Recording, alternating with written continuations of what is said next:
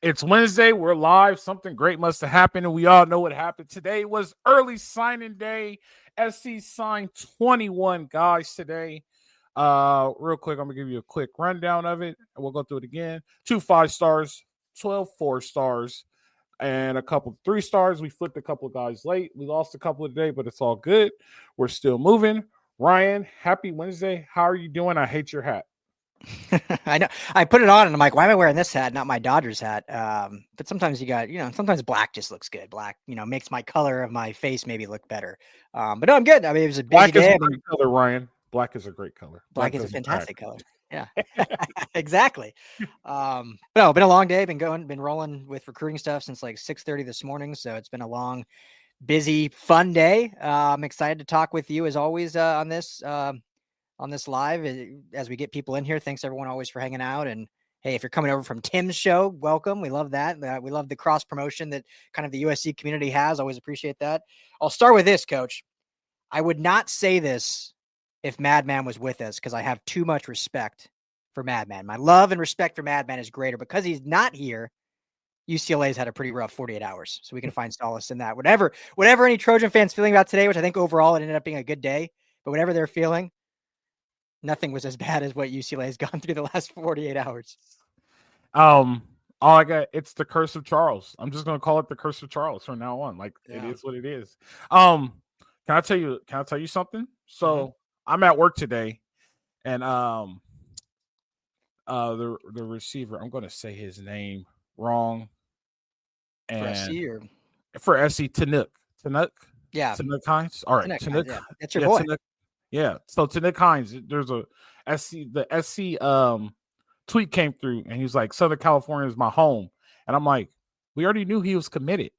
And then all of a sudden some word comes, I'm like, why are they making this? I'm like, oh, today's early signing day.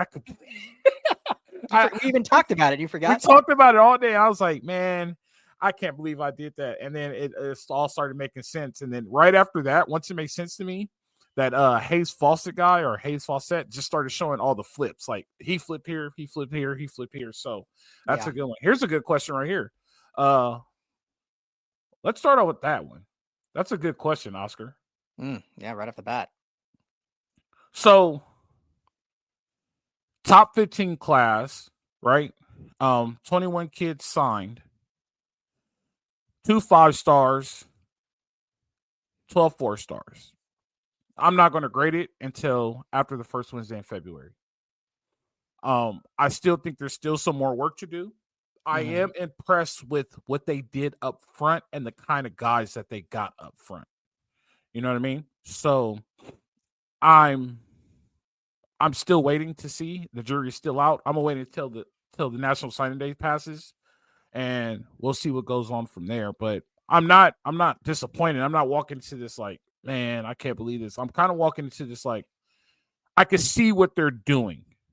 The only issue is I think they should have did this 2 years ago. That's the only problem I have with it. But I see what they're doing. And in terms of the trenches, you're saying? In terms of building. They went and got more program guys this time around. You know what I mean? They went and got program guys. They went and got like the 5-star guys, so Lawrence 3 and the 4-star guys that are all in there, like to the kinds, those are guys that are going to be your game changers. But at the end of the day, you still need guys that can help you win. And they went and got guys that can help you win. They went and got grinders. And so I see it. I just think they're 2 years too late on it, but that's a conversation I'll say that for tomorrow with Jamal. But I'm not going to give them a complete grade until after they finish recruiting in February. What do you think their grade is, Ryan? Yeah. I mean, like you said, it's not complete yet. Things, obviously all these guys are signed, and Riley said in press conference today that he doesn't anticipate any more signings during this early period. But, they've got, Deuce Robinson, if I'm not mistaken, 2 years ago was signed in the late period. And he, that ended up being like the number 2 highest rated recruit of the entire class, and he was signed in February. So there's still potential for that to happen later. But yeah, I think, obviously there was, it's been a roller coaster recruiting season for not just USC. I mean, college football in general. This is the state of college football now, is commits and flips all over the place, especially in this NIL era. So for USC fans out there that are just really dialed into SC, as you should be, This is not just SC that this roller coaster happened. I mean, LSU, it happened to Florida State, it happened to Michigan was all over the place. Alabama was Georgia's been all over the place. So it's all about how you close, obviously, at the end. And I thought they closed well. Obviously, there was some names out there that I'm sure we'll get to, the Josiah Sharma, the Christian Ingram, among others that they were hoping to potentially close. Madden Faraimo was the big name, the local linebacker out of San Diego. So, some names they were trying to close at the end that they weren't able to, whether it was outbidding, whether it was Coach Entz leaving, which we'll get to obviously as well. But they closed the big one in Jahkeem Stewart. The big flip that happened a few weeks ago in Husson Longstreet, which was the right quarterback for USC and Lincoln Riley, and some other names, and they were able to flip a good corner from Colorado in Alex Graham. So, and then everyone else they hang on to outside of Jadon Perlot was the only loss of their commits going into this morning that flipped to Tennessee this morning, which is obviously an unfortunate loss, and we don't know how much that has to do with Entz leaving, and then we know Tennessee was bidding pretty high to get him, and he's from Georgia too. So long-winded answer, Coach. But I think I give this on the surface a B-. I think this is a very solid looking class that, like you said, you can build upon. I like your two pillars they got on the offensive line in Aaron Dunn and I've been looking at these names all day. Alex Payne that they flipped earlier. I think those are two great tackles. And you got obviously Vacona, the local kid who's just a monster of a man, and Willie Weiser out of Washington, I think, is a good interior guy too. So trenches, I thought they did a lot better, and we'll see where they go from here. Yeah, I'm gonna say one of your lines. There's not much I could add to that. I think that's a really good job. I think they're going in the right direction. I mean, I sound like a broken record again, but it's not the end. I want to see what happens. And so here's the weird part about it, right? If this was 10 years ago, we will have to make a decision off of what's happening now, right? But in 2 weeks, the transfer portal is going to open up, and the transfer portal recruiting is going to get crazy. And then we have another players already in the portal. Yeah, we have another national signing day. We're all right. We're fine. I remember, not to cut you off, but now 95% of the signings happen on this period, and then you get a few that trickle in the late. But it didn't used to be that way. I mean, February. No, this was literally February. This used to be called National Letter of Intent Day, and then signing day was February. And I remember it was 2020 or 21 or 2019, one of those years. Justin Flo was the big name. I don't remember him coming out of, I think, Upland. He was from the IE. And this is during the Clay Helton era, but he was, it was down to SC in Oregon, and it was in the late signing period in February. And everyone's like, oh, where's Flo going to pick? Does he stay home and local? Obviously, he ended up going to Oregon. But I remember that being in the February signing period. Now it's like, it's rare you get a big name still around in February.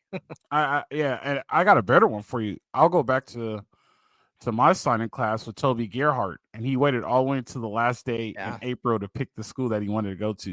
And I still look back on that like, I should have did the same thing. I should have just made school sweat it out and keep recruiting me. Toby went to Norco, Stanford. Right? Yeah, he went to Norco, yeah. Norco, yeah. IE, yeah. And he committed to Stanford, right down the road from me. That's right. So that definitely works out. Let's get into these guys. Let's talk about the top guys. Who do you think is the top guy that came in? Who do you think is going to make the biggest impact? You go ahead and go first. What do you think? I mean, obviously the two big names are Jahkeem Stewart and Husson Longstreet. You know what I like about this class, and obviously we don't know all the NIL figures, but based on what we do know, and you mentioned at the top, Coach, is SC's NIL is way better than it was last year, and they have a lot more money. However, they don't have the blank checkbook that Oregon has. And I don't care what anyone says. Dan Lanning has done a great job. He's a great coach, but they have a blank checkbook. Whoever they want, they can bid on anyone. SC isn't quite there yet. And so you can see with this class, Stewart was there. We'll pay whatever to get you. Like, we want you, we'll pay. Everyone else was really fundamental in how they fit within their kind of system, fit within program guys, like you said. I don't think they overbid. I don't have, again, the direct knowledge yet. We'll learn more as the days come. But, when you look down the list, I don't think they were overbidding. This is why I think guys like, I'm drawing a blank now, the receiver that just decommitted and went to Texas A&M, their 5-star, Miles. Why Jerome Miles, I think, flipped because they basically put a cap on it and said, hey, we'll give you this, but we're not going over this number. A&M outbid. But I think Stewart was that guy where they're like, all right, we got the open checkbook for Jahkeem Stewart. We need him in the trenches. He's a guy we can build around up front.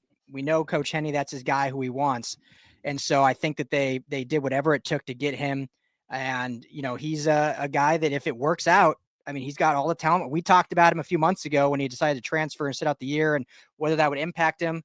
We'll see how it really does, but he'll be on campus starting in the spring, developing early on. And obviously he's been with his third party kind of development program that he's been Edge Assassins. So he's still been working out and stuff, but obviously, as we talked about, it's very different game playing versus practicing. So whether that hampers him or not, but he's the big name. He's the big, 5-star. It's crazy, Coach. I was telling this to Skinny T actually earlier. It's crazy that he was. What up, Skinny T? That this shows you his talent level. That he was in the 2026 class, the number 1 rated prospect in 26. He sits out the year, reclassifies to 25, and he's still like the 12th overall rated prospect in the entire 25 class. It shows you where his talent level is. So now let's see it develop and see how it works out. But yeah, I'll toss it back to you. I don't want to. We should go back and forth, but I think the two guys in Longstreet and Stewart really kind of set the momentum for this class. Yeah, I agree with you with Longstreet. I think Longstreet was a good get, right? Yeah. And I'm pretty sure we're going to go get a quarterback in the portal, but like we talked about, I think it's going to be a backup guy to back up Jaden this season. It was sorry, I don't want to keep cutting you off, but Riley kind of said that in his press conferences. Yeah, we're definitely going to get a portal quarterback, but he basically alluded to like it's going to be a backup. Like he feels really good about Maeva and Longstreet. He said, I think Longstreet can come in here and compete right away. So, damn, I swear I think I know what I'm talking about sometimes. I'm just saying. No, but yeah, that's all you need is a backup. Like you can't create a revolving door at the quarterback position. That's the most important position on your whole team. You know what I mean? Yeah. So you got to be able to establish something. So we'll see what happens. But you know who I think is the best get, and they got him starting off in the wrong position. But when they flip him back over to defense, Nila Tatupu, that dude is legit, and they play Pittsburgh this weekend. I've been following them ever since I saw him play Poly. So because Folsom, Folsom. I'm sorry. Ever since I saw Folsom play Poly, because we know that we're going to get Lions, right? Yeah, his brother is going to be the number 1 tight end next year. We know we're going to get him in that 26 class. When I watched him play Poly, I kept saying, "Who is number 1? That dude is legit. Like just coming off the edge. Like he has a motor. He keeps going. This is going to be the kid that everybody's going to be like, oh, where did he come from? They're going to go back and be like, oh, he was just a 3-star guy. I said this a long time ago. Even the stars started coming out about when I got recruited 20-something years ago, right? Well, 18 years ago, right? 2006 is when I graduated high school in 2024. 18 years ago is when the stars came out. And I remember a reporter asking me, like, how do you feel because you're in between, so you're only a 3-star safety and a 3-star linebacker? And I was like, it really doesn't matter to me. It doesn't mean anything. I play for the best high school in California, and the people on my team, I lead the team in tackles. The dude behind me has 99 tackles. My brother has like 89 tackles. Like, it's not like I play on a bad team. So if you don't think I'm good enough, that's on you. But schools are game planning against me. And so he was kind of taken back. I was good answer, Coach. He trained back then. But he was kind of taken back. I was like, it just doesn't mean anything because of the team I play on. If I played on some of the teams that those dudes played on, then I'll be a 5-star athlete. So it doesn't bother me at all. I know the offers that I have, but neither here nor there. I think this guy is the guy. He's got stuck in between positions. He got recruited as a tight end, or is he going to be a defensive end? He already has the size, right? And the size floated on between like 230 and 250, right? Let's just say he's in the middle. He's 245. 245, he's going to put on 10 pounds over the summer. He'll be 255. Let's say by the time he's a senior, he's going to be 260, maybe 265. If he plays like he's playing now, he's going to be a Thursday guy in the NFL. He's going to get picked up on Thursday. Dudes like that make the team better. A team guy, small town guy from Folsom, he's going to make the team better. I personally don't think he's going to work out at tight end, but we have to keep him there and give him a shot at defensive end and watch how good he could be. So that's my guy. That I think that's the best pickup that they got. They just don't know it yet. Okay, yeah, I love it. Little sleeper there. I think, yeah, but it's great. It seems that's not even my sleeper. That's not even my sleeper. Okay, that's just your okay. So what? So you want me to give like my favorite, and then we'll go sleepers, or should I move into sleeper now? No, you can give your. I thought you gave your favorite, but you're just saying the best. Okay, go ahead. Give Oh, your I was favorite. just, I was just talking at the top. Well, okay, let Okay. me ask you this then, and then we'll go sleepers. All right. I always butcher his last name. I feel terrible, and I should have like the pronunciation in front of me. But Matai Tagoa, local kid, Slang Clemente, linebacker, top rated 4-star. Really good kid. It's been committed for a while. Held his commitment. Do we have a shot with him? And then obviously Desmond Stevens. Could the 5-5 club finally see another member No, soon? not yet. Let's see. Is he going to wear 55? No, and I don't think I think USC has learned too that you got to earn it. You don't just get it. So I'm not saying he will get it this year, Got you. but I think the fact that he's local and we haven't had a really good local backer in quite some time. If he can get some reps as a freshman, I mean, I'd love to see it. It's been since what, 2012 was the last 55? Yeah. It's been a while. It's been a while. No, but the thing, so I like him too. I like him a lot. But Yeah. the thing is, how much you don't even have to be that big to play linebacker in college in football anymore. You don't have to be 250. Yeah. But He's the a thing little that thin, but he's 6'3", so he'll fill out. yeah, it's 200 pounds. I Yeah. went into college. I went in at 189. By the time we got to camp, I was 205. And when I got to the next spring, I was about 210, almost 215 when we was getting ready for the next camp. So I'm not worried about weight. You know what I like about him? He plays 53 in the third. That's what I like about him. Like playing 53 in the third as a linebacker makes you a very good linebacker. And when you think of all the 5.5s played 53 in the third. Tell Right? our listeners what that means for those that don't know. Oh, sideline to sideline is 53 in the third yards, right? So Yep. all the 5.5. Willie played 53 in the third. Junior played 53 in the third. Shit, even Keith, who wore 55, he played 53 in the third. So those guys play 53 in the third. The question is you have with him is he the next Junior Seau or is he the next Ray Maluga? Those are the questions that you have to ask, right? And that's the weight that he has to bear. But I think he'll be all right in the system that he's in now. And I think he'll be all right playing next to Gentry, right? Gentry changes up a lot of things. You saw how much the defense changed when Gentry got hurt, right? So I think being an understudy to Gentry the first year works out perfectly. And then when he's in his sophomore year, he'd be able to take the defense and be able to do what he does. So I do see him playing. I actually see him starting unless they go really crazy in the portal and go get linebackers in the portal. The linebacker room is pretty much gone, right? Braylon Shelby's technically a defensive end now. Mason Cobb's gone. EMA is gone. I think the only one we got back is Gentry. There's one that is coming back, right? Yeah, Rayshawn Davis ended up Rayshawn redshirting, Davis. so he'll be back. Your starters right now would probably be either Rayshawn Davis and Gentry or Desmond Stevens, who's a freshman right now, and Gentry. Okay, this will be a good segue, and then we'll go back to sleepers. But we might as well talk about Coach N since we're talking linebackers. Yeah, go ahead. First, let me ask you that first. Like, were you shocked when you heard that he was leaving, or the timing of it? Obviously, I don't think anyone that's shocked hasn't been paying attention. Like the dude, the fact that he came from head coaching, national championship pedigree to be a linebacker coach, he was a rental. I mean, he came here to kind of reset himself, get our linebacking core back on track. But you knew he was going to move on to a head coaching gig pretty quickly. The timing was unfortunate, but it's like you can't say. I mean, if he were to wait 48 hours, if a kid commits because of him and then he leaves, that's almost worse. The kid's like, wait, I just signed and then you're going to bail on me. Like, it's better to be up front right from the start, right? Yeah. So first of all, I want to congratulate Coach Inch and thank him at the same time, right? And I think Gentry is where he is and became a better player because of Coach Inch. So thank you for your 1-year service and congratulations on your first Division I head coaching job.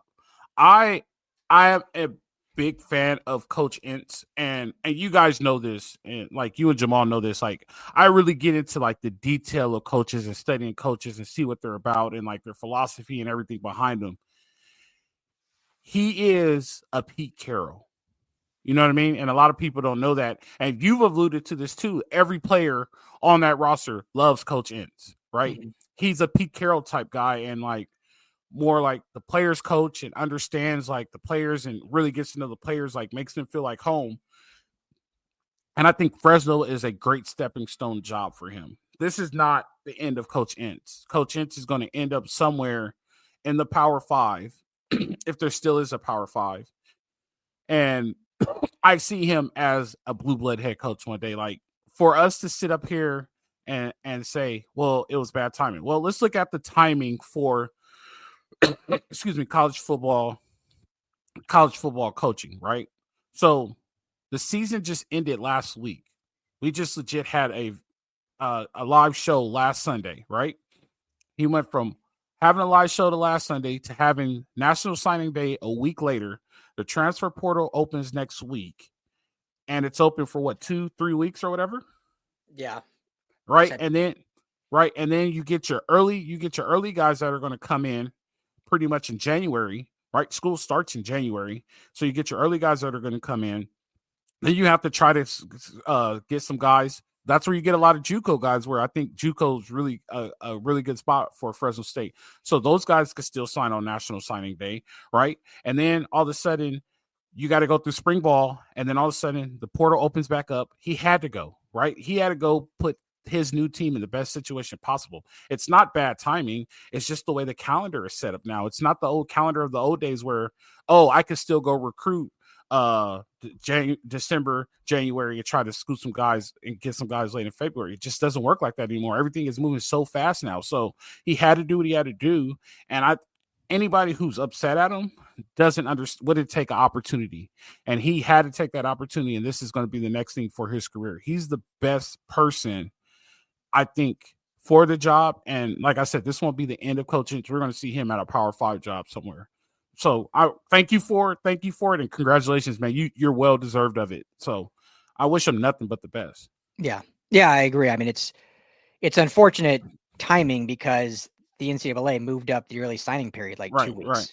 I mean, last year the early signing period was 10 days later than it is right now. So if he would have already been gone, then potentially Lincoln Riley could have hired a new linebacker coach before the signing period, and then you kind of get those conversations going with the linebacking recruits and whatnot. So, it feels like Jaden Perlott flipped and Madden Faraimo ended up choosing Notre Dame because of this happening. Do we know for sure that's a fact? No. I mean, there's other factors at play there and whatnot. And you don't want to, you don't want to be, I don't want to say this in the wrong way, but you don't want a player coming to your school because of one position coach. That's obviously a big reason, but there's got to be a lot of other factors to get a kid to commit. And so you hope you can overcome that. But yeah, I agree. I loved Coach Entz. He was probably one of my favorite coaches on staff. Met him a couple times. Just a pure football coach. Absolute football coach. Loved the game. Players loved him. Coaches loved him. Staff loved him. But yeah, we knew this was going to be a rental. So my only real fear, like obviously the recruiting today, as we just talked about, maybe, but I think they'll be fine. They'll get over that. I think they'll hire a good linebacker coach, which I have a list that maybe we can talk about. My only real fear is both Eric Gentry and Rayshawn Davis. Gentry obviously redshirted because of injury, but both of them redshirted and decided to come back because of Matt Entz. Like, they were very vocal. Like, another year of learning under Matt Entz is what's best for my growth in football and potentially the next levels. My only fear would be is that those two guys end up hitting the portal because of Matt Entz. I think recruiting will be fine. They'll get other portal guys. They'll get a good coach in. But there's that possibility of losing them too. I'm not saying it will happen. That's my only on the surface fear 8 hours after the news broke. Yeah. So good coaches are very good mentors, right?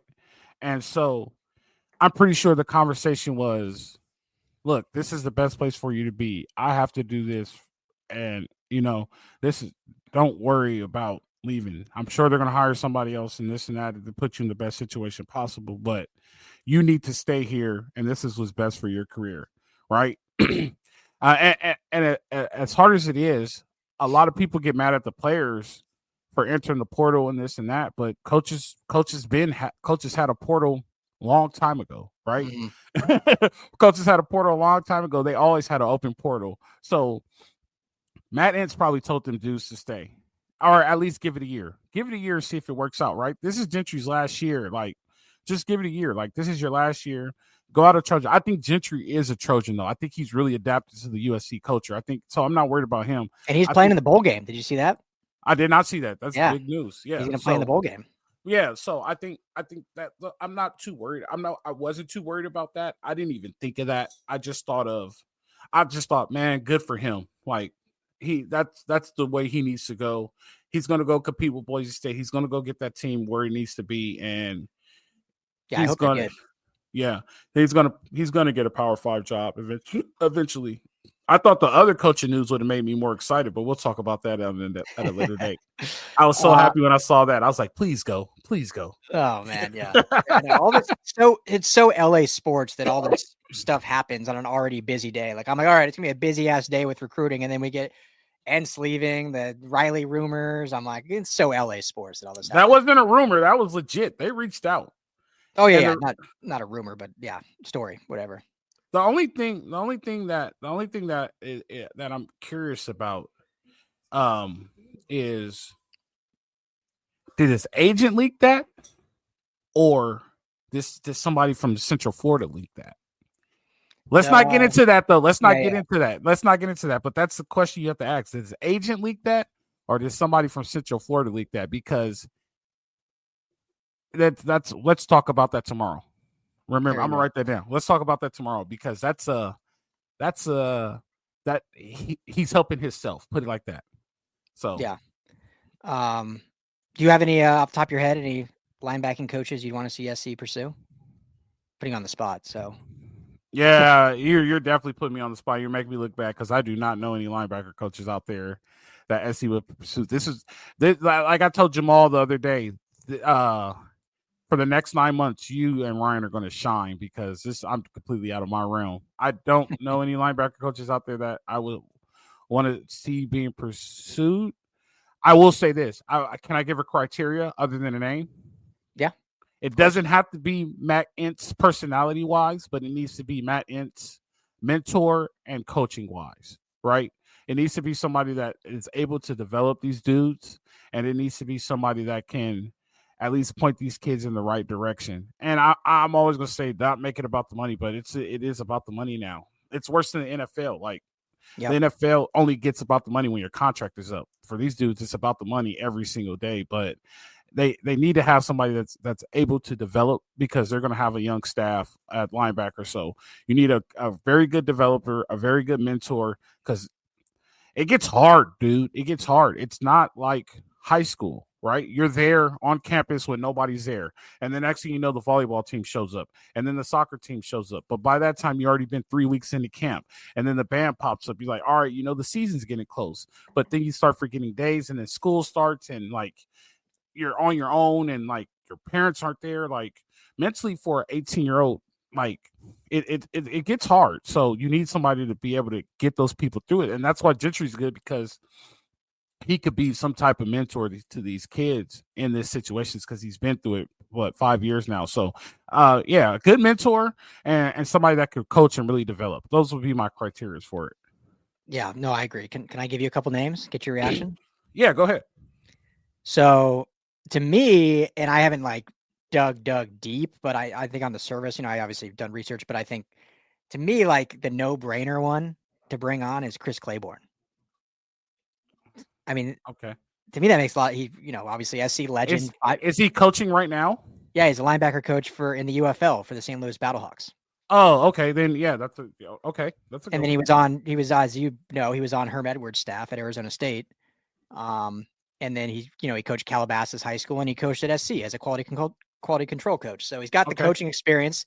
He's got the obviously pedigree of playing the position, being an SC legend, and he automatically brings in that SC tradition that fans have been like pounding the table for. Obviously, they got Big Mike Will on the staff now, and your old roommate Taylor Mays on their staff, but they don't have like a true position coach, former Trojan on staff, and he would fill that. I think that's a no-brainer to me. Yeah, that's a good one. I like that. So Chris Claiborne would be my one. My number two, this would be a long shot, but what about Ken Norton Jr.? Can you get Ken Norton Jr. to come back? That's the question. Yeah. And he's the linebacker coach at Washington. Yeah. He's with the Commanders. Right. Yep. So, I mean, it's a lateral move. They'd have to pony up and pay him obviously a lot more. But hey, if he has a love for SoCal and wants to come back to SoCal, and obviously, he coached arguably His the wife, best his wife still linebacking. lives. His wife still lives in SoCal. Yeah, so He you got still has. that. Yeah. And That's not obviously bad. his 04 to 09 at SC was one of the arguably the best linebacking stretch Yep. in SC history. So Ken Norton. This is a more of a, I actually heard this from Sua Cravens was talking about this guy, made me look into him more. But Michael Hutchins, does that name ring a bell to you? It does not. Where is he? So he played linebacker at SC 13 to 16, so right after you. But right now he's the DB coach or the assistant DB coach with the Vikings. Okay, that works. Coached at Western Kentucky, was an assistant quality control at SC also. So he would be a riskier one because he's he's only like 29 years old, so a newer pick, but he's got NFL pedigree, so can handle some of that new NIL kind of verbiage and stuff. I think that'd be a good one. He's younger too, so he can relate to the players. Yeah, exactly. Relatability. Yeah. SC alumni, so brings that. So, all right, I got two more for you. Okay. This one I actually like more than probably most will. You know the name Jeff Collins? Yes. So former Georgia Tech head coach, Temple head coach. He was DC at Mississippi State and Florida. And right now he's the current DC of North Carolina, but they just fired Mac Brown. So who knows if the new coach will retain him. So he may be looking for a job. I mean, he was actually based on people I talked to, he was actually on Lincoln Riley's shortlist last year for DC before he hired Dan Lynn. So why not give him a call back up? Like we talked last season about DC, but how about you just come be LB coach? Yep. That might work. And he's coached pretty much his entire career in the SEC. So if I know we all kind of disagree, but if they still want to try to pump recruiting in SEC country, hopefully he can be a nice linchpin in that if they do to him. Last one. And I don't know if this is a wild card. I think this is a rising kind of coach in the defensive ranks. Rob Dvorak from Nebraska. LB coach. Their DC, Tony White, another guy who was on the short list. Yeah. He just went to Florida State. So they're going to have to bring in a new DC. And, who knows if the new DC wants to make his own staff. The only hiccup in that would be is he's basically been with Matt Rule his entire coaching career. He's with Matt Rule in Baylor, with Matt Rule at Carolina Panthers. So Rule might be like, even if he brings a new DC, it's like, hey, you're keeping Dvorak. Like, that's all I care about. But I think it's worth exploring because he's a good LB coach. Nebraska had a good defense. So let me ask you this question. And this is what, when you're sitting around the tables among coaches and this and that, you say, how come Matt Rule never hired him as a DC? That's the first question that pops up. Like, you know what I mean? Like, how come you never got a chance to be a DC? And why? He's young. I'll just say that. What's young? 34, 35. The DC since Marcus Freeman is that, Oh, yeah. I'm not saying that's a reason not to. I'm just adding like excuse. Deanton Lynn's that young. Dan Lynn's that young. So that would be the question. Like, how come he's never been a chance? How come he's never been a DC? That's the question they will ask. So it's like, why? But why is he not the DC? Like, what's wrong with him? And so I did like the way Nebraska played defense. So yeah. Their backers were good too. Their backers were good. And hey, half of Nebraska's in the transfer portal, so he could bring some guys over here. No, 100%. So their whole team's in the portal. I'm like, damn, they got really. Oh yeah, I mean they're in almost 7 of their starting defenders because Tony White left, so they're all. So they might go to Florida State anyway. They cheat that way now. Yeah, exactly. Fall into Florida State. Yeah, that definitely works. All right, so we talked about Ince. We talked about his replacements. You want to talk about the sleepers? Yeah, give me your sleeper. Who's your sleeper recruit? My sleeper recruit is Guy Cordova. I don't take that was mine. Gus, I got Gus, the Gus bus. Gus. You want to know why Gus is my sleeper recruit? Why is that? Gus goes to Lake Travis High School. Lake Travis High School is a winner. You know what I mean? Lake Travis High School is a winner. He knows how to win. He has that work ethic to him. I think his star rating is because of what happened. Yeah. But at the end of the day, I think Gus Cordova. I know we talked about that. I think Gus Cordova is gonna be the guy that's going to be the foundation of making this team a team. Like he comes from winning. You know what I mean? He's going to continue to want to be a winner. And so I think this is a guy that is going to be good. Going to be good on the D line. Big boy already. Character, he had a character issue, but I think it was a mistake as a high schooler. Let's say that. Yeah. So I think Gus Cordova is the guy that's going to be like one of the foundation guys. When we're talking about this 2 years from now, like Gus is the team leader. Like he's Yeah. about winning and this and that. So hopefully they're winning in 2 years, or we're going to be talking about who's the next coach. But I think Gus Cordova is my sleeper, and I think he's going to be the one that's going to be a part of the change of this thing that's going to happen. Yeah, Yours, I'll throw another name out, but first, I totally agree. I love Gus Cordova. I agree. I think his 3-star is criminal. Dude should be at least a 4, and you could argue other stuff. If you watch his tape, the dude has all the pass rush moves. He's great in run stuffing. Explosive. His size, like you mentioned there, is he's only going to get bigger.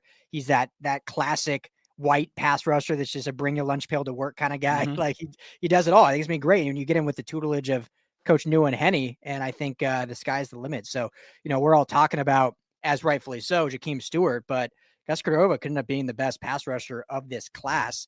Obviously, he's edge where Stewart's more interior, but yeah, I love Gus. So, but I'll throw a different name out so we're not just saying the same guy.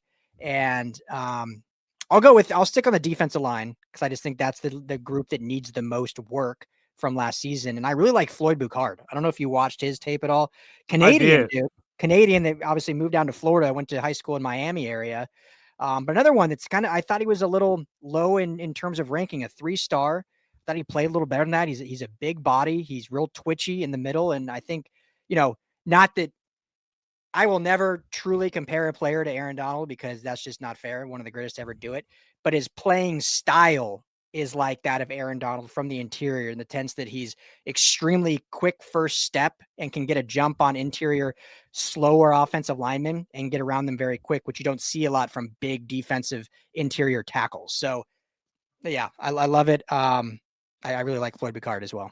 So here's the only thing with the only reason why I think Floyd Boucard's rating is low. I think it's because he's from Canada, right? And then I think the second thing is, I'm gonna get killed for this, but in Florida high school football, it's pure talent, right? Yeah. Take out the St. Thomas Aquinas and those IMGs, like those 2 or 3 top schools, but like Northwestern's getting better because Teddy Bridgewater's there. He's teaching them football. But for the most part, and you like seeing in Florida football, it's roll the ball out there. You guys go play. Not taking anything away from their talent, not taking anything away from how good they are, but like they're so green and so raw that you have to learn so much football. So I think that's where the rating comes in from. But the fact that how explosive he is and how long he is too, right? He's a big body that can move. And there's when I say a big body that can move, think Vince Wilfork, right? So I'm with you on that one 100%. Like I think that is a good move. And Henderson, I mean, he has his work cut out for him. So it's not anything on Coach Henny, but like now he legit has his work cut out for him, and he's gonna have to be able to mold these guys because there's a lot of projects. That's why I said this should have been done 3 years ago, but I think Kenny could do it. Yeah. Yeah. I mean, if anyone's cut out for it, hopefully it is Henny. So last guy I'll mention, I mean, I really do like a lot of these guys in this class, but I really like Corey Sims, also a receiver. I know you mentioned Tanook Himes, who I think is really, really good as well. I like Sims' size. Like to me, when I watch him a little bit, he's a little bit taller, but I see a lot of Mekhi Lemon, a guy that can play really any position as receiver, whether it's slot, outside, can return stuff if he wants. So and Corey Sims is another guy that after he committed, he was getting pursued heavily, and he just was like, nope, I'm a Trojan. I'm sticking to my commitment. And so, a lot of these guys were getting pursued, but I always have respect for that when it's like, nope, that's who I committed to.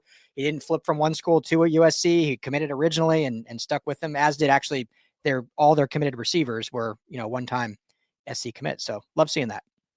Yeah. So actually the one I'm looking at right now, Aaron Dunn reminds me of that too. Once Aaron Dunn jumped in, He was like, I'm done. I'm shutting down my recruiting. I'm staying here. He's an O-line guy. He's good too. And a lot of people here's the thing too. Here's the thing too. A lot of people are saying like the O-line needs work, right?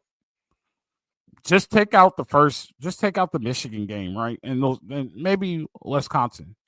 After that, Elijah Page came in a stride. Yeah, Michigan made Elijah Page so much better. We didn't have that same issue against Penn State, right? And look how much better the center, Jonah Monheim. Look how much better Jonah Monheim got being at center. Jonah Monheim might get drafted in like the top 3 rounds now just by him being a center, right? But also you got to remember, only one O lineman left from last year's class, which was the dude from Florida, right? And they signed 4 or 5, and then this year they signed 3, and then they already have one O lineman commit, if I'm not mistaken, for 26, right? I always say that, and you go and look, and you're like, no, I don't think so. Maybe they don't. Maybe I might still be a year behind in my mind. Don't worry about it. But the O line is fine, right? The O line is fine. The O line has plenty of depth and things like that, and they're getting guys that are grinders. Like, that's one thing I can't accept Pregnant. I can't believe they let that dude sock him in the face. I still can't get over that one. But they're going to get dudes that are grinders, and everybody is so upset at the O-line coach. Like, they need to fire the O-line coach. Look how much better he got those guys, though. Those guys got so much better over the course of the season, and these guys are young. Besides Pregnant and Jonah Monheim, the whole offensive line is coming back. And Murphy. Murphy's gone too? Yeah. So they're only returning 2 starters. Which is Kalani Noah, right? Kalani Noah, yeah, and Page. And Page. Yeah. But there's 3 guys that were sitting on the bench. Yeah. Right? They did lose Talele into the portal, who was kind of that swing guard that potential stars. That was a loss. But is it a terrible loss though? Is it a terrible loss? Is it like a loss that would end the world? No. He would have competed for a starting spot. He wasn't guaranteed. He didn't win it this year. You know, it's a loss because they had recruited him in 23. But I mean, they'll add 3, probably 4 guys in the portal. There's already, I mean, dude, I'm sure you looked. Anyone listening? Portal's loaded. There's some dudes at offensive line in the portal. So they'll add probably 3 or 4, maybe even 5 from the portal.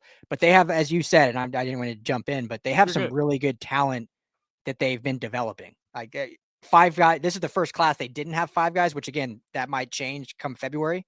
But they've had 5 guys every single class since Riley's been here. Now, obviously, they lost Zemendola. Is that his name?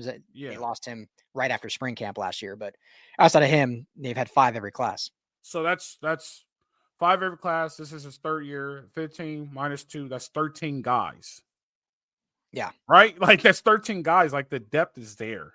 So I'm not worried about the offensive line. It's more of getting them developed and things like that. And I saw the improvement from the offensive line through the season. So I think they'll be all right. I'm glad you gave some flowers, Coach, because I think that's the group that didn't get talked about enough, not just by us, but by everyone. But I think the offensive line improved a lot over the season. A lot. I'll tell you this much, and I'll die on this hill. If we had this year's offensive line last year, we win 8 to 9 games. Yeah. You know what I mean? Like, I'll tell you this much. So definitely. Ryan, I'm going to get some fan interaction. I'm going to drop the link in there. Maybe we talk to some fans, see what they think about that, if you don't mind. Of course. Real quick, before anyone jumps. Keep going. I saw this a while ago, and I wanted to answer it. I don't know if you have thoughts from Oscar Huarte. Do we need to get an RB from the portal, or should we just roll with the young, talented RBs that we have? Coach, you answer first. Nope. Quentin Joyner, Big 21. We just signed the guy. Let me look up his name. It's 21 guys, and like I was trying to get Riley Wormley and Dwayne Morris were the 2.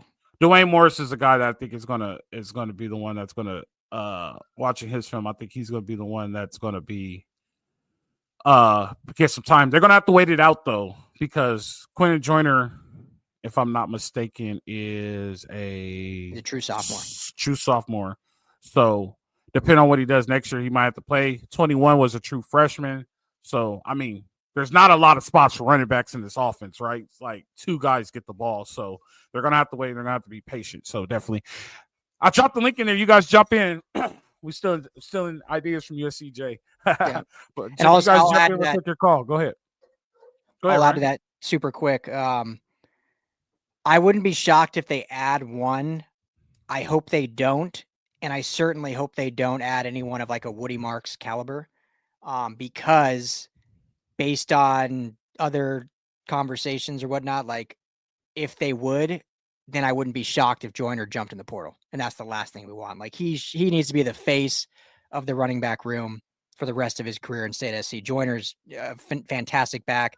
You mentioned 21, who is a true freshman, got a lot of run. They still have Amari and Peterson. I wouldn't be shocked if he ends up entering the portal, but everything we haven't seen him do it yet. So they still have him as depth plus these two new guys. So I wouldn't be shocked if they add someone just to bring in with some veteran, just a veteran starting guy, but I don't think it should be anyone of like a Woody Marks caliber that's going to be the starter. It should just be a depth piece that, can spell Joyner if need be. Because to me, Joyner needs to be the face of that running back room. He's that good. And you don't want to take risk of bringing someone in and then he bounces. You ready for me to upset the chat? You ready? Please. Joyner's better than Woody Marks. Ooh, okay. Joyner's better than Woody Marks. Look at the Notre Dame game. Right? Once Woody Marks went down, everybody was like, oh, no, not again. And did they get better with the running game when Quentin Joyner came in, or did they get worse? I think they got better. And Quentin Joyner will run you over, and he'll put a move on you. I think Joyner is better than Woody Marks. I think he could be. I love Woody Marks. I think he was so good this year. Yeah, he was good. And for the record, and I want all you guys here, and for the record, I was right about Woody Marks being the best transfer running back out of the portal. Yeah, I agree with you. Yeah, 100%. Jamal was all for the running back last year. I can't even Marshawn Lloyd. Marshawn Lloyd. I was like, Woody's better. So yeah, Woody. I mean, you see what Woody did, and it's crazy that he didn't do as good at Mississippi State. But their loss of our game. Different. Wasn't a different offense, but it was ran differently. Yeah. It was schematically different, so I think that's why. But it was still that air raid system, just a different type of philosophy to it, if that makes some type of sense. Yeah, for sure. So where do you think the fans don't want to talk to us today? I dropped them the link. None of them wants to jump in. They get scared. So let's go here. Let's go here. I didn't even know we've been talking for this song. 47 minutes. Didn't even realize this. Yeah, having fun. Yeah, my wife's gonna kill me, but all right, we'll keep rolling. Well, we'll end it on this unless somebody jumps in. Where do you think? Let's talk that. Where do you think we need to do in the portal? What would you pick up in the portal? What would I pick up? I mean, for sure, as we mentioned, offensive line. Just you're looking to replace those 3 starters, and the talent is like crazy right now. That's in there. Some of the tackles.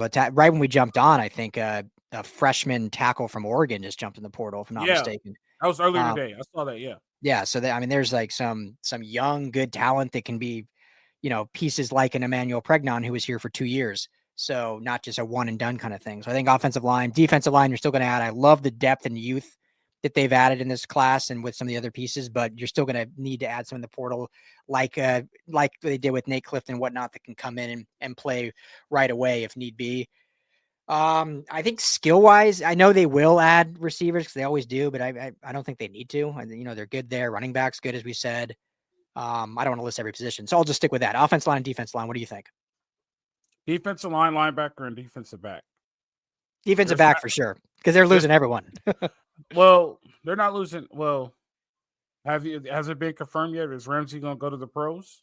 No, not confirmed. Which I don't know why, Coach. Like, it didn't even cross my mind that he was eligible. I thought for sure he's back. And then all of a sudden I see him in a mock draft. I'm like, oh, he was a redshirt sophomore. Like, he could go to the draft if he wanted to. Yeah. So if Ramsey comes back, then they're good at safety. Because I'm a big fan of Zion Branch. Yeah. I think Zion Branch is good, and he plays the box really well. So I think they're good at safety, but all their corners are gone. Yeah. Like, all their corners are gone. They're going to have to go get 4 to 6 corners in the portal. They're going to have to go get 4 defensive linemen in the portal. And that's been my gripe the whole time. Like, they did not recruit very well on defense. Like, depth-wise, they didn't do a very good job. Now they're going to have to go run and get it in the portal. And they'll have Marcellus Williams potentially start next year as a sophomore, and they're really excited about him. But that's kind of it. I mean, Christian Pierce can probably play a little nickel. He's more of a safety. He's, I think, a guy that we'll talk a lot this offseason. Marquise Gallegos is more of a safety as a freshman right now, but maybe he can play some nickel. But yeah, to your point, true corners, I mean, they got to replace a lot. And that corner from Georgia who started 10 games for Georgia went into the portal. Yeah. So I wonder what happened. And he was a freshman. Yeah. So I don't know what happened. I wonder if it was NIL. If it was NIL, I hope we could compete, but that'd be a good get. But for sure, D-line and linebackers. And the whole defense has to be looked at in the portal. So definitely, that's what I think. DB, that's a good one though. I'm glad you said that. That's probably the most important one, to be honest. Yeah. Just to get some experience back there. You know, you hope some of the guys they recruited can win these starting jobs from the last couple of years, but got to have some, you know, having this season. I know it didn't go as fans wanted, but having Greedy Vance, having DeCarlos Nicholson, like those vets, I think definitely helped, at least in that 3-game stretch where they looked a lot better. Yeah. So I think that's all we have for today, Ryan. I think we knocked it out. That was a good show, man. We was just up here chit-chatting. Got some good numbers today. I appreciate all you guys from joining in. We have to wait and see. It gets exciting next week, too. The portal open. What days does the portal open up? Is it the 12th? 12th, I think. I don't know. I need to look for sure. It's coming up, though, obviously. Yeah. So the portal. So we got a linebacker coach hiring, the portal opening, and a bowl game. So busy December still. What bowl game do you think it is? It's going to be probably the Sun Bowl or the Vegas Bowl. Who do you think will play? So I first saw that it was going to be either Missouri or Syracuse. And now I'm seeing potentially Oklahoma, which be I'm seeing a lot of Oklahoma too. I think they're setting that up. Oh, they should. Why would they not? They should absolutely set it up. Just like they're trying to set up Alabama, trying hard to put Alabama in the playoff. Yeah, they're trying to set up this USC Oklahoma thing. They're legit trying to set that up. They should. I mean, why not? I mean, that would do numbers, at least for those markets. All right. Before we leave, real quick. Who do you have Saturday? Because we are in the Big Ten Conference Championship, Big Ten Conference Champion. Who do you have? I mean, I know you won't like it, but I got to go Oregon. I think. I mean, I don't have a lot of analysis, but they haven't been beaten yet. And Penn State, I think, we've talked about Penn State a lot.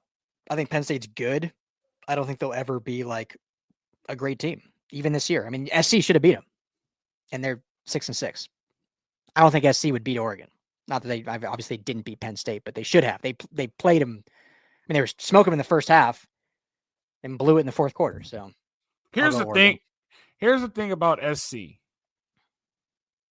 Not Nebraska. Notre Dame is the number 5 team in the country, and they took them down to the line. SC, the largest loss this season is 14, and we talked about this. It's 14, and that's off of 2 pick sixes, right? In the last 3 minutes, yeah. Right. I think SC takes Oregon down the line, too. I think – oh, man. Yeah, you're probably right. That's why I think SC takes anybody in the college football playoff down to the line. Now, do they have enough to win? That's a different situation. Yeah. Right? We're not – better teams play better for longer periods of time, right? Do they have enough to win? I don't think so. But they could take all 12 teams down to the line. They probably beat Boise. I think they could probably compete with the bottom 4, right? Yeah. 8, 9, 10, 11, 12. They could compete with the bottom 4. With that being said, I do think Penn State is battle-tested enough. Okay. Oregon kind of got handed a mush schedule this year. Ohio State. You know what I mean? Everybody, we're going to find out how good Boise is, but Boise took them down the line. Who did Oregon play besides Ohio State when you really think about it? Yeah, I'm trying to think. Let me look at their schedule, but I know it wasn't great. I mean, their strength of schedule was like 64th or something. Right. So, and the only reason why they're number 1 is because they're undefeated, and I don't think they should be undefeated because Denty ran for a mile on them, right? So, long story short, with that they played before we change, we played 3 ranked teams: Boise, Ohio State, and Illinois. There you go. Yeah. With that being said, I think Penn State being battle tested, and I think Penn State has the biggest chip on their shoulder. I think Penn State wins this one. There you go. Either one is in the playoff, right? Or do you think They're losers both out? they're both going to get in. Yeah. So that definitely works. Okay, last thing, and then we have to go. Right. I already got the text from the wife, so we have to go for this. But I got to ask you because I know you love talking about the expansion and whatnot. I was thinking today, and I don't know why we haven't really talked about this, but and I know it gets complicated because you can't add too many games. That's obviously a concern. You can't just have like 20 game schedule. But to me now, with all these different conferences and everyone talking strength of schedule and SEC bias, which we know there is, like why not make the conference play similar to like CIF high school? So Big Ten at the end of the year doesn't just have a Big Ten championship. You have a Big Ten tournament. Whoever wins is in. Every conference has a tournament. Winner in. That's it. No delegation. No bunch of ADs and reporters that decide a 3-loss SEC team is better than a 2-loss Big 12 team. Like, win your conference, you're in. You got 5 big, whatever they're called now, the lesser conferences, 4 Power 4. So you got 9 conferences, and maybe you get 1 at large. You get 10 teams total in. Win your conference, you're in. That's it. That makes sense, right? How many teams get into the conference tournament? 4. So you can't add like 6 more games. You do a semifinal and a championship. So this year it would be for Big Ten's sake. It would be Oregon, Penn State, Ohio State, and Indiana. Yeah. Okay. So let's say Indiana wins, right? Let's say Indiana wins the conference. Yep. Right? Does Oregon still get into the playoff? No. Only the winner. That's only it. The winner. So the SEC would be Texas, Georgia, Tennessee, Alabama. Those 4 play in their tournament. Winner of that gets in. That's it. There's no like, oh, well, Georgia had a good strength of schedule, so we'll put them in. No, win your tournament, you're in. That's it. It's like CIF, right? Mater Dei won the South. They're going to play Folsom in the North. No, they're playing De La Salle. You're right, De La Salle. They're playing De La Salle. You get the point, like that. Yeah. But I think it could work. It's not going to happen, but it won't. You know why it won't happen? Do you know why they're pushing so many SEC teams? Because ESPN has the SEC television rights contract, and ESPN has the contract to the national championship. So, of course. Yeah, it's always going to be like that. But Alabama playing Mercer, and you're talking about their strength of schedule is harder than Oregon's. That's bullshit. Oh, dude, like there's no way you can tell me the strength of schedule is harder, and you guys don't play a full conference schedule. Like your conference. I brought up the fact that Georgia was playing UMass on Twitter, and the amount of it's the most interaction I've ever gotten on Twitter. Like Georgia came after me, which is great. I mean, I'm for it, but it's like defending playing UMass because their strength of schedule. And like you realize too, who makes the strength of schedule is ESPN, who owns the rights to SEC games and happens to rank every SEC team above every other conference. So yeah, SEC has the top 5 strength of schedule because they all play each other, but who's making those strength of schedule rankings? Right. No, you're right. And here's another one. You ready for this one?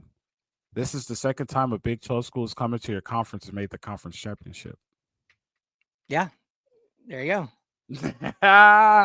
You got another newcomer Big 12 team coming in and making the conference championship. Like, how good really that good? That a Big 12 team might win the SEC, a Pac-12 team might win the Big 10. Big 12 and the Big 12. And the Big 12. Yeah. And well, no, not the ACC because Cal and Stanford stunk. So yeah, definitely. All right, Ryan, I don't want to get you in trouble. I want to thank everybody for being here live. Great day, busy day, man. My hat goes off to you, man. You were grinding today. You were just putting stuff out. You were grinding today. Everybody appreciate Ryan. All those articles you see on LAFB, that's because of the 2 Ryans, aka Skinny T. They are working and they're grinding their days off. So good deal. Ryan, I appreciate you. Fans, I appreciate you. National Signing Day, it's in the books. Now we got to see what it goes to. Now we got to wait to see if we play Oklahoma in a bowl game. That'll be great. I appreciate everybody for watching. put another good one in the books. You guys know how it goes. Live free. Fight on.